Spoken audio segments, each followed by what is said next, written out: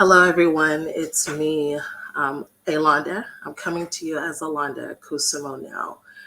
This is something that has been very near and dear to me as over the course of the last 2 years, we have been uh, having an application or going through the process of immigration, um, having a U.S. citizen file a petition for their foreign spouse, which is my husband, who's from Nigeria. Many of you all know.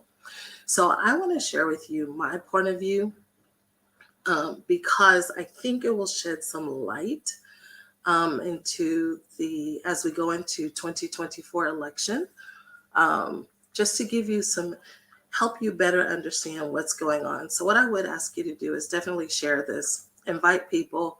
If you know anyone who's dealing with immigration issues, who's waiting on their visa, interview, or just the entire process, please share that with them. Share this with them, please, please, please.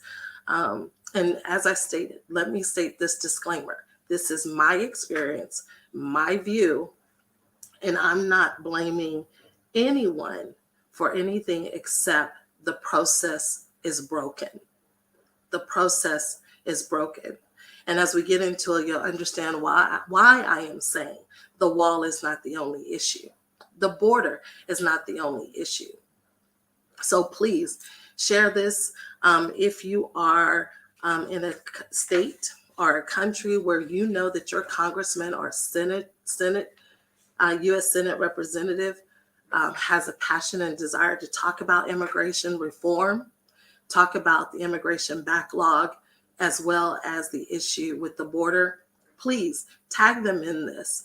I really want this to go viral because you're getting ready to hear from someone who's living it, who's in the moment. And I'm going to share my experience, but I'm also going to share information with you as it relates to what's going on. Those of you all know I've been actually having a cold, so I'm getting over it. But nonetheless, I feel that it's time for me to go public about this. So please, I encourage you to share with everyone. First of all, let me give a huge kudos out to those congressmen and state representatives who have responded to my emails, but more importantly, let me give a special thank you to Mary Rodriguez, who is, she works out of Jasmine Crockett's office, who is our caseworker. So I do want to let you know that the process that's put in place for expedited does work. So you do have to utilize it and just follow the plan that they've given you. However, in my situation, it's unique. So we're trying to get individuals to understand it. So before I share my personal journey with me and my husband working through immigration and why we say it's not a border issue or a wall issue, it's I truly believe it's a backlog issue. And so I just want to, you know what? No, let me share with you our story.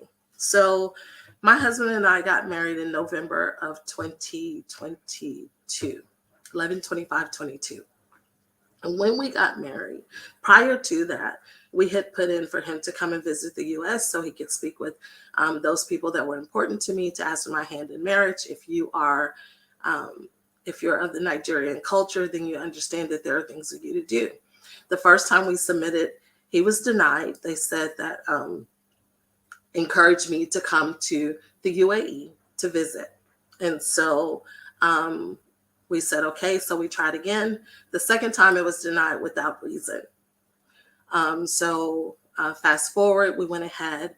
I did come to the UAE.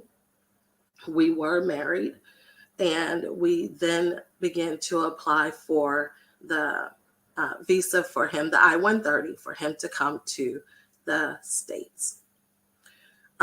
We have been on this journey since February of 2023. And so we've made it all the way to the point. So I want to share with you the process that happens so you'll have an understanding. When a person applies for a visa for their spouse who's an immigrant to come to the States, you have to do a petition. When you do that petition, it goes to USCIS, which is the U.S. Citizenship and Immigration Services Office. They approve the request. Once they approve the request, then it goes to the National Visa Center. The National Visa Center is where you submit all your documentation, you complete all the application. Understand, I'm talking about an I-130 spouse visa. We submitted all the information. Once the National Visa Center receives the information, they look at it, they review it, they go over it. Now, I want to show you how much information, because the same information that we have to upload in the system is the same information that once they grant our interview, we have to take to the interview with us. So let me pause because I want to show you. Because you're probably thinking, oh, it's just 1 or 2, 3 documents. No. They want to know that our marriage is legitimate. They want to know that it's not an arranged marriage. They want to know that I wasn't paid by him to come into the States to have a better way of life. They want to know that we have to prove that our marriage is legitimate. So those of us who know us, they know that our marriage is very legitimate. Then once it goes to the MVC, these are the binders that we had to put together for us to take to the MVC office. Once they look at all that documentation that I just showed you, because we uploaded the same documentation, once they review it, then MVC sends us a letter telling us that we're clear. Once we are clear, then they notify the embassy. The embassy then gives them a date, gives us a letter telling us that we can go and schedule an interview date. And once we get that letter, he has to go take a medical. We schedule the interview. Once that happens, then the MVC now forwards our information to the immigration office where we're going to have the interview. Now, that process for us has taken it took actually 1 year and 2 months, I believe. I know it was over a year. So now we're waiting on the interview. So you're saying, okay, well, what happens in the interview? Well, in the interview, you sit in front of a person who's already reviewed your information. They ask you questions. And that one individual, in a matter of 10 minutes, has the right to make a decision to say, yes, I'll grant your visa, or no. So for us, a 2-year process, 1.5 year, 1 year, 2 months process is now at the mercy of an individual that's going to interview us for 10 minutes to say, yes, our marriage is legitimate or not, and grant my husband a visa into the States. If that person says no, we have to start this process all over again. Now you say, Alonda, well, why are you here? What makes your case unique? This is what makes our case unique. We understand that there's a waiting period. However, we are currently living in the UAE. And right now, the UAE is not renewing visas for Nigerians. Remember, our case is housed in the UAE. On October the 24th, my husband's visa expires. When his visa expires, he must leave the UAE. That's not an option because they're not renewing Nigerian visas, nor are they allowing them to come in. Okay, so you say, Alonda, we'll just let him leave. Perfect. Right now, if you know what's going on in Nigeria, it's really not the best. However, if he does have to go home, then he goes home. But when it comes time for them to when it comes time for him to actually schedule his interview appointment, remember, that's what we're waiting on, to schedule his interview and to go get his medical, which has to be done at a specific office that is assigned by the embassy here in the UAE. If it is after October the 24th, my husband cannot come back into this country to have his interview, nor to have his do his medical. So you say, well, Alon, to transfer the case. Here's the uniqueness about the case. He cannot transfer the case until he's back in the country where he wants the case transferred to, which is his home country. That's one. Two, his home country has to accept the transfer from the embassy that's sending it to them. So that's why for us, my husband's case is unique, and we're seeking to have it expedited. So just wanted to tell you a little bit as to why this whole immigration wall issue, border issue has become a concern to me, because I'm living in it. So now let's talk about the issue that's going on that everyone's talking about, that's going to be a game changer for election 2024. I get it. I do. So the things that have been out in the atmosphere is that we need to stop them from coming in. They need to come in because they're coming for a better way of life. They're coming because they want to run away from things that are happening in their country. All that is true. However, there is also a portion of individuals who take the route of coming across the border because of the backlog of our country's process with the U.S. Embassy.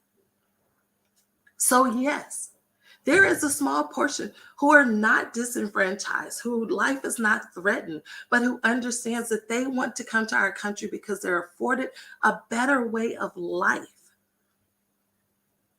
But they can take the same amount of money that they will pay into our system and go the legal route. They can take that same amount of money, and for the lack of better terms, they can do an underground process to get them to the border and come through for the same amount of money, but the less amount of time. And even when they come through the border, and mind you, the Texas border is not the only issue. You have San Francisco, you have Canada. So they're not just coming through just a border issue. They're walking across. There are taxis waiting on them to come from Canada over into New York that will pick them up and get them. Once they're in the country, then we have to address them. We have to take care of them. So there's a lot that's going on. I don't want to talk about the responsibilities that taxpayers assume when someone comes through the border. But what I can tell you is this. When my husband is granted his visa, he cannot receive financial aid. He cannot receive public assistance. He cannot receive Medicare. He cannot receive food stamps, and neither can I. And if either one of us try to, he will be deported back, and I'm fine with the possibility of going to jail. Now think about this. An individual who's going legally wants to come in for a better way of life, who wants to contribute to the tax base of our country by getting employment. He wants to come in to be an asset to our country because he doesn't have an option to be a liability. But the very person who's coming through the border, we have to assume and we have to take care of them. So are there certain things that they get? Yes, they get Medicare. And it depends upon your state, what your state has set aside for them. But for us, the legal way, there's nothing for 5 years until my husband can apply for citizenship because he has to wait. He's either going to be granted a 2-year or a 5-year visa. So if we address the issue of our backlog, now let me talk about our backlog, because we all know The border issues, yes, we have issues with security and enforcement. We have issues with the humanitarians concern. We have issues with the policies and the regulations. Yes, we're focusing on that. But now let's talk about the backlog issues. The backlog issues. We have issues with the processing delays. We have issues with the system inefficiencies. Keep in mind, there has not been an immigration reform since 1986. Think about technology, where it's gone from. And then think about what I just told you. We have to upload documents. Plus, we have to also print it out, kill trees, print it out, and take the same information that was uploaded, take it in paper form to the interview. Then we also have the legal and the bureaucratic hurdles that we have to go through. That's one thing. But when we talk about the backlog, I want to give you some numbers on backlog. And if you want my receipts and fact check me, all this information can be found on travel.state.gov. So updated as of July 2024 for the month of June, cases that are ready for interview, that the MVC has said these cases are ready for interview, is 448,285. The number of cases that have been scheduled is 53,450, which leaves a remaining that are waiting for to receive that letter, which is us, to say we can schedule an interview and go take your medical, is 394,835 per month as of the month data. Now, in 2019, which was just a few years ago, that number was 60,866 people waiting for an interview per month. So we've gone from 2019, which was just 5 years ago, 60,000 waiting, to now we're at 394,000. So now the next issue when we talk about backlog issue is how many embassies do we have that can process? Because the number of embassies do matter. And then if you only have one, or you only have 2 or 3 people working in the embassy location, and you have a backlog and your location has, let's say, 20,000 of the cases, but you only have 3 people for a 10-minute interview, 10-minute, 15, depending upon what visa they come through, right? But I can tell you from the people that we know that have done a spouse visa, the interview has been no more than 10, 20 minutes.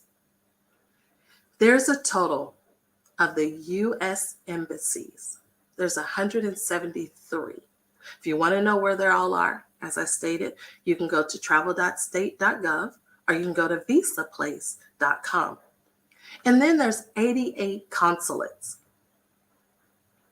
So where are the largest cases? Of course, it's where everybody is talking about the border. It's in Mexico. Absolutely. So if you know that the country that has the largest amount of cases and they're coming through the border, could it possibly be that the things that America is saying that individuals are running from their countries to come to the States, sex trafficking, better way of life, drugs, cartel, rape, molestation, lack of jobs, lack of opportunity. If that is the case, then can that person really wait 10, 15, 3 years for you to process their visa? And if their answer is no, then I'm going to take the risk and I'm going to put my life in jeopardy. I'm going to put my family's life in jeopardy, and I'm going to go the underground way, and I am going to come across the border because the cost is the same. What they pay to come across the border illegally, to pay underground people, is the same amount that we spend going through the process the legal way. Because once we get through the country, once they enter into the U.S., now we're responsible and we're going to take care of them. All while the ones who are processed legally are waiting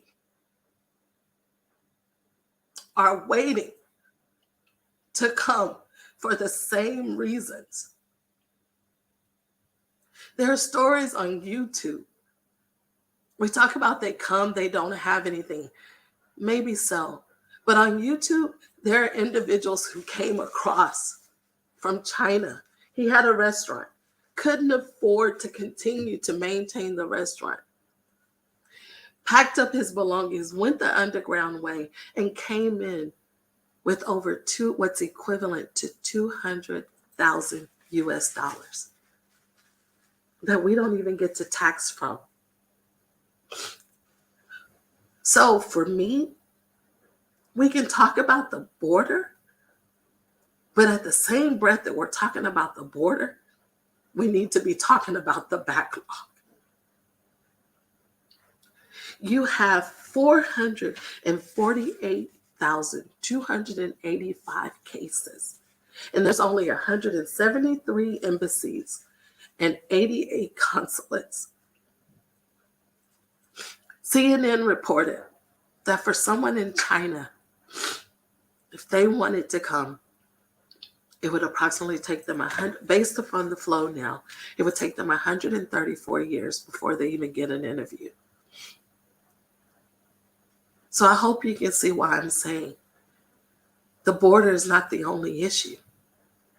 There's a greater issue, which is our backlog. There's a greater issue, which is immigration reform needs to be redone. It needs to be looked at. So when I looked at the issuance, because, the question was going to be, well, Wanda, they're processing as much as they can. They're doing the best they can. Nah, I'm not going to buy that one. And again, let me say my disclaimer. This is my journey, my experience, and what I have looked at and what I have reviewed. There's a report that comes out every month on travel.state.gov, which is the monthly statistics of cases that are being done in every embassy. So I looked at the embassy where our case is, right? They processed several visas. For the month of May,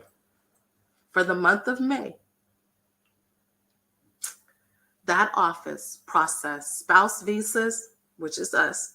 They processed 2.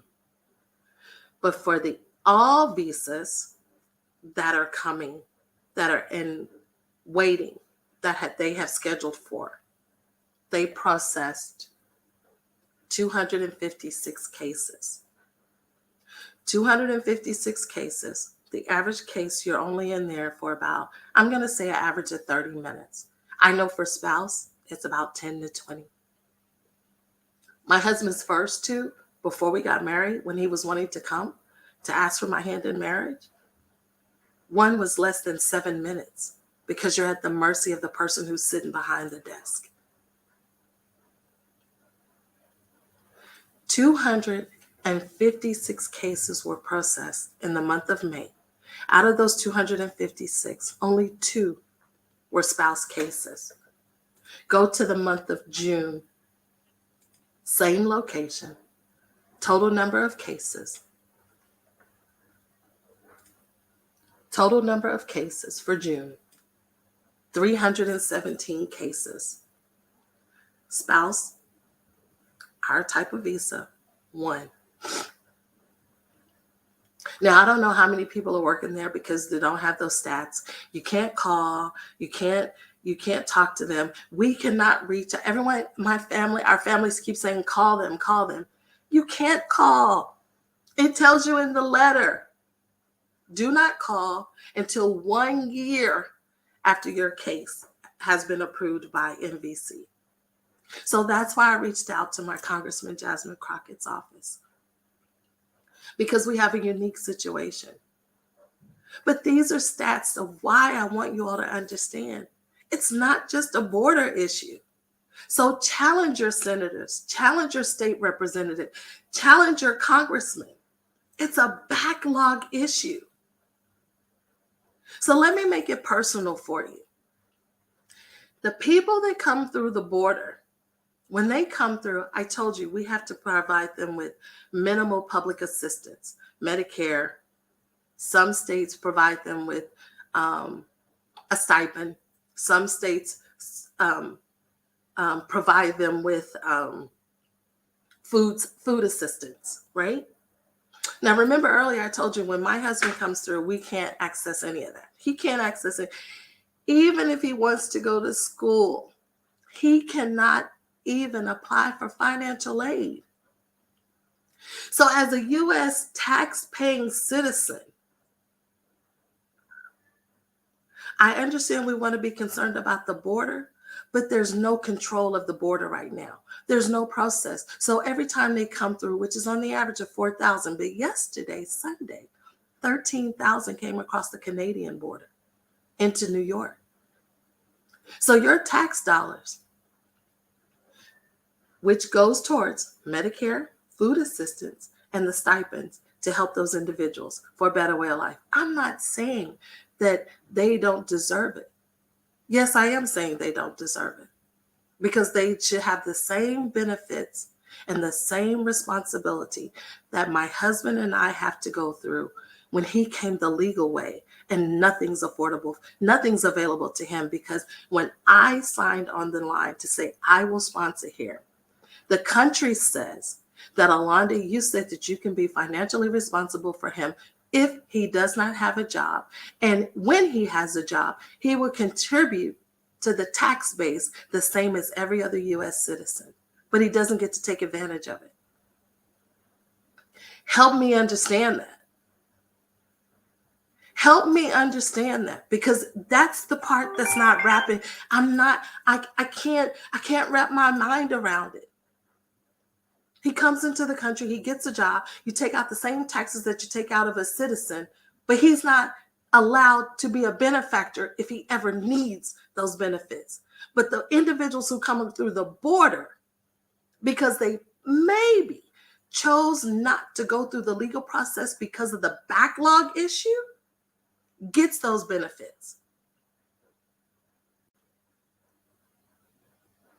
So if you want to actually come into this country and you're smart and you're intelligent and you're like the business owner from China, I'm going to come through the border, because now I can take advantage of the Medicare. I can take advantage of the benefits. I can take advantage of the food allowance. I can take advantage of housing. I can take advantage of scholarships. Whatever you have to offer me, I can take advantage of. Versus, and I came through with over 200,000. What's equivalent to 200,000 US dollars that you can't even trace? But for my husband, you want our bank statements, you want our assets, you want our houses, planes, trains, cars, automobiles, whatever we have, you want it. And all he is allowed to do is to come into our country. Yes, he gets a better way of life. Yes, he is allowed to be with his wife.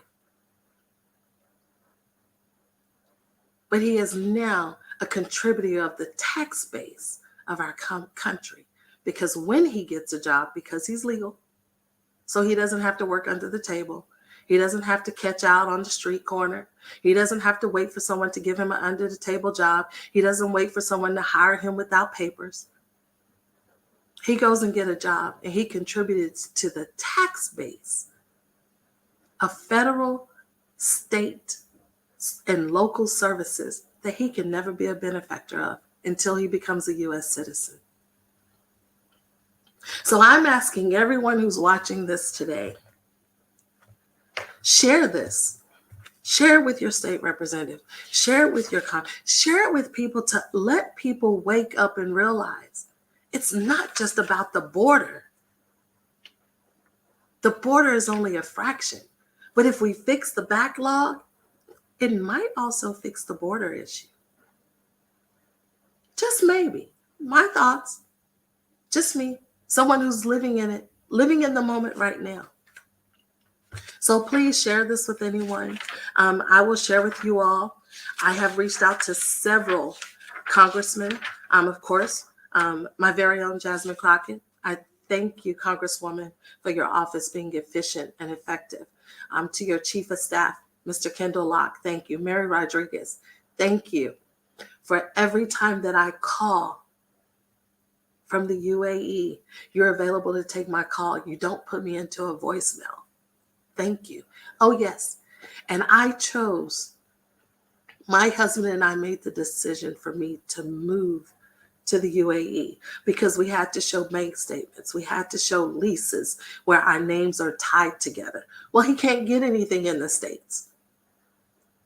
So in order for us to have that checklist off of our list, I had to come here. So when we go in front of this person, that's another check that hopefully they'll give us.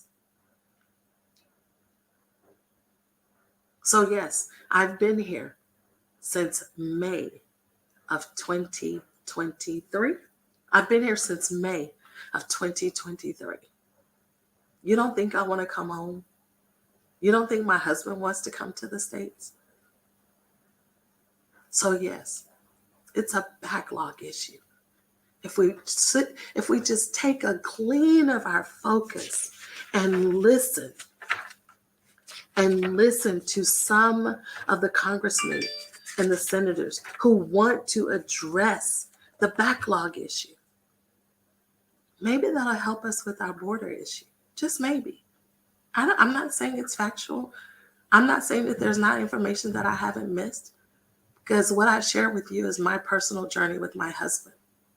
But I can tell you that there are people, elected officials, who do care, who care beyond just the now. So if you know of, and you are one who will be an advocate, and you will write to them and say, thank you for looking beyond the border. Thank you for looking beyond the border. Congresswoman Jasmine Crockett, Congresswoman Pramila Jayapal of Washington, Senator Dick Durbin of Illinois, U.S. Representative Adam Smith of Washington, Senator Kristen Sinema of Arizona, Senator James Lankford of Oklahoma, Senator Chris Murphy of Connecticut, Senator Tom Tillis of North Carolina, the one who's over the immigration, Senator John Cornyn, Texas, Congressman Colin Allred, Texas, Ted Cruz, Texas. Those are a few that pop out when I did my Google search. That came because no one's talking about the backlog. Everybody's focused on the border.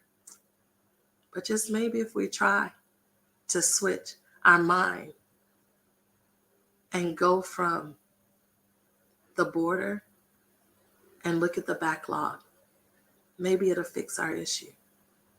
And maybe we won't have to look as a country of saying that we may or may not have Social Security. We've put it on the Gen Xers being entrepreneurs. No, that's a portion of it.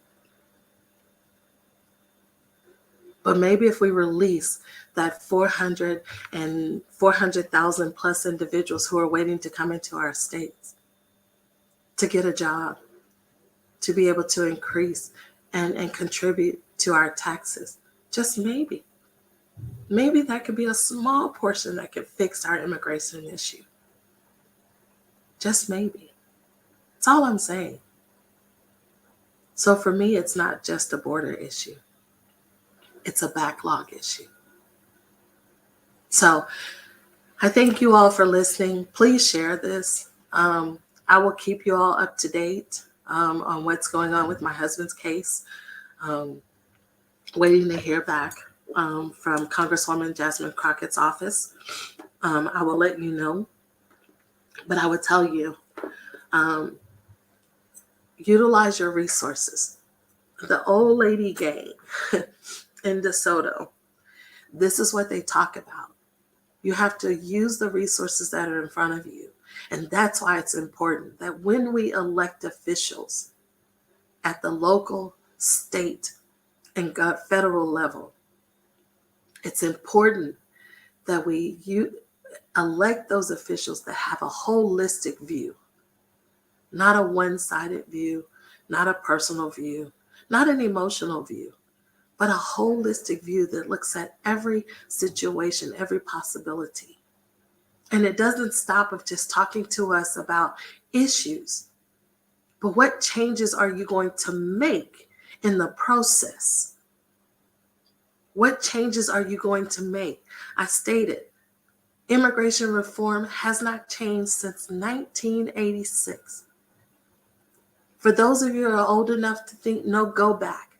Think about what our technology was like in 86. So if you haven't changed the process in 86, there hasn't been a need to change the systematic processes. There hasn't been a reason to change the process of, yeah, we probably put a website and upload forms. Well, then why am I still printing out this to take to an interview? The same information that uploaded. And we talk about we want to preserve nature. Take this times 400 and plus thousand people. How many trees have we killed? How many trees have we killed? So I don't just look at my situation, I look at the overall picture. Everything that we do has a ripple effect, and it impacts something or someone. So please, I thank you all for listening. I'm done. We will keep you all up to date. As soon as I hear from Congresswoman Jasmine Crockett's office, or if I hear from any others that I called out to you because I personally wrote them. Of course, some said, reach back out to your local, and I expressed to them that I reached out to them because they have been identified as those who have been a voice for immigration reform, addressing the backlog issue. So thank you all for listening. Thank you all for allowing me to share our journey. Until I come back with an update, be blessed. Have a wonderful day. And just know that everything happens for a reason. And there's a blessing in everything that we go through. Even as a country, there's a blessing. So as we stand on the foundation of our country, yes, in God we trust. Have a good day. And remember, smile. You owe it to yourself. No one does it better than you. Take care. Be blessed.